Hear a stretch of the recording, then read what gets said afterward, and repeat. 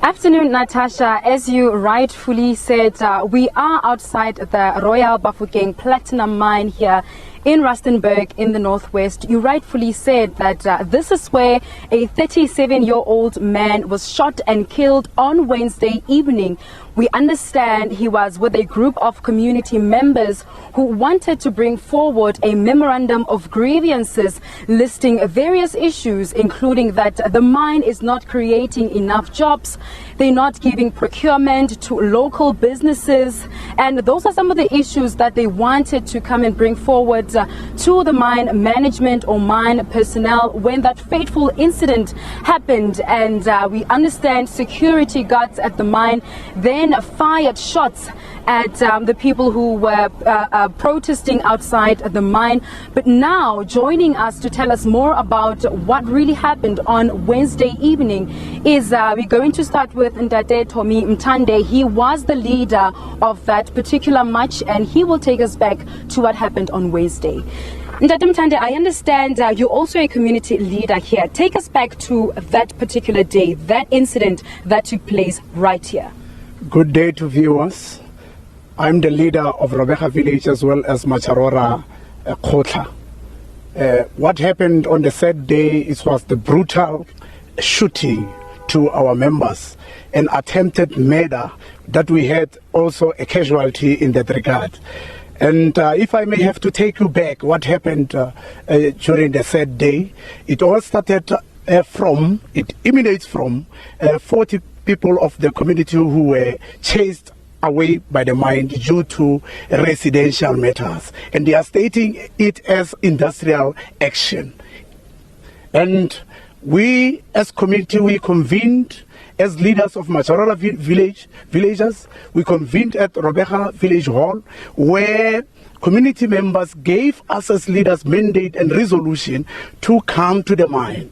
You know, we only came to the mine to draw attention of the mine leaders so that we can engage.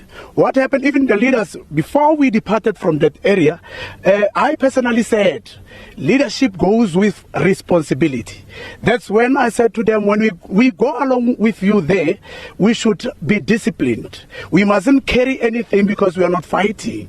We are only going to draw the attention while marching there. And when we enter the place, we were here.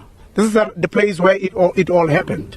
Then when we were sitting somewhere just talking there, you know, what do you call it? Hippo came this way, and without any warning, they just shot. You know, that is why I said that was a brutal, a heartless shooting that happened during the third day.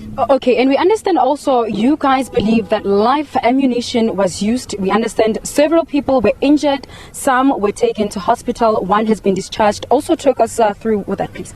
Yeah, unfortunately we had one casualty by the name of Kenneth Mputle, and the others went to the hospital, but one has been discarded right now from the hospital. Two are still remaining, and we have so many people who had injuries, but some didn't pitch, so that we can say this much in terms of the numbers.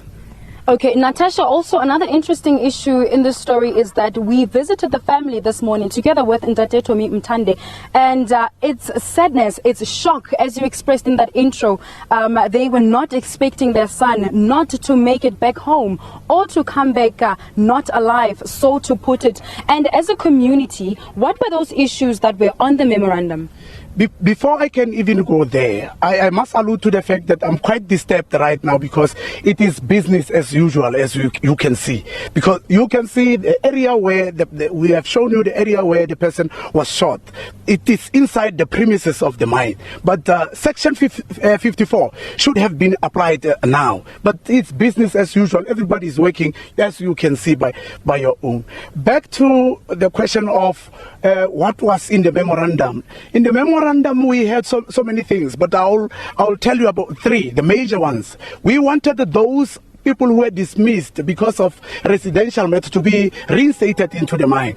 The other things, because we have two people who are engineering everything in terms of procurement, in terms of recruitment. I'm referring to Papi Mutete as well as Motabi for security. The one who shoot us like we are, I don't know how to call it. And as well as Papi Mutete, who is a monster in this mine. He's fearsome. You know, everybody fear him. And people are victimized inside because of the attitude, the material conditions that we are living under in this mine. And the lack of social labor plan that it's supposed to be. We are sitting on top of platinum, but we are not getting anything out of that. You can see. The place doesn't reflect the platinum that you are living and staying on top of. Thank you very much. And Natasha, with regards to those statements coming forward, our attempts to get the mining personnel or somebody to respond to these allegations or issues were unsuccessful. I've got another guest quickly here. His name is Tshepang Molale. He is one of the people who were dismissed in December last month. And he was telling me earlier on that they are now living in fear for their lives. Why do you say that? Hello, afternoon viewers. We are living in fear for our lives because we are getting threatening messages from those people in the unions who are cabal of Papi Mutete. We are dismissed within this company because we were saying no to this shenanigans, no to these things that Papi Mutete is doing on the company. Because Papi Mutete is destroying the company. Ever since 2012, we've been getting a fabricated Section 189, which the management, even them, they are endorsing that and they are advocating to all the actions that Papi Mutete and his cabal are doing. So we are saying, as a community, I'm one of the mining affected communities residing within the Macharora. I'm again residing at the Ntwenhota State, where the whole thing started. We are saying all people that have been retrenched ever since 2012, they must come back. And we are saying, we are calling upon National Union of Mine Workers at the national level that we know that they are employed on this company. So they must come out here and come and assist because employees are here and employees are here exploited by one of their friends. Thank you very much. Natasha, those are some of the views coming from the Royal Bafokeng Platinum here in Rustenburg. As you can see, and as they have already alluded, it seems to be business as usual with regards to that casualty. I can tell you that police are investigating a case of murder. Natasha, back to you. Sellewane, thanks so much. We'll leave it there for now. Sellewane Khakhau live from Rustenburg.